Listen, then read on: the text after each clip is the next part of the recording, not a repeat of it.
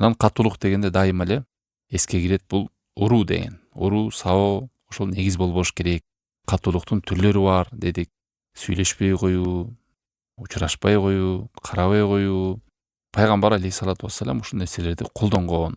Мына ушундай кадамдарды кылбай кээ бир ата эне тез эле таягына, чыбыгына, уруусуна өтүп алса, максаты эмне? Баланын оңолушу да. Ошол максатка жетүүчү алдыңкы кадамдарды колдонбой эң оорунан баштап алса, алдыңкы жаңы айтып аткан нерселер пайда бербей калат. Мисалы аял эркектин деле ортосунда мамиле бузулса, эң биринчи эмне кылат? Сразу талактан баштайбы? Жок, талактан баштабайт. Эң биринчи ага осуят кылат, насыйха кылат, эскертет. Керек болсо ошондой илимдүү адамдардан маселени чечишке аракет кылат. Ошонун себептерин алып, ортодогу ызы чуунун каяктан келип чыгып атат. Анан барып төшөк бөлөт.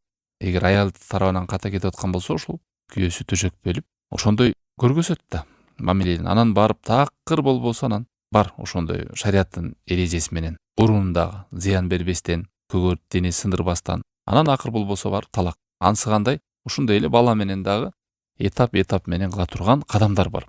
Мунусу жардам бербесе, кийинкисин өтө турган.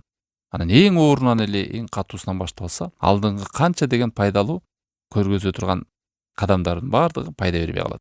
Мисалы ошонун бири эле, эгер ата энеси менен балдарынын ортосунда мамилеси начар болсо, буга чейин эле корс орой болуп жүргөн болсо, биз айтпадыкпы жанагы бойкот, сүйлөшпөй койгону, учурашпай койгону, анын баары жардам бербейт. Качан жардам берет бул дедик? Бул ошол ата энеси балдары менен жакшы мамиледе жүргөнү. Ата энесинин күлүп жайнап жүрбөгөнүн көрбөсө, бук болуп кыйналып кете турган балдар бар. Ал эми кээ бир балдар балким сүйлөбөй жүргөнүн, эчтеке сурабай эле жүргөнүн жактырат да. Мээримди тынч койсун, кулагымды тынч койсун деп. Аларга балдар үчүн, ушундай ата энелер бар, балдар үчүн урган жеңилирээк да. Чем сүйлөбөй койгон. Сүйлөбөй коюу, учурашпай коюу, карабай коюу оор тиет. Айрыкча ошо мамилеси жакшы жүргөн адамдарга. А мамилеси начар болгондорго балким жанагы кадамдар жагат аларга. Көрдүңүздөр кандай сразу абалдын өзгөрүп кеткенин.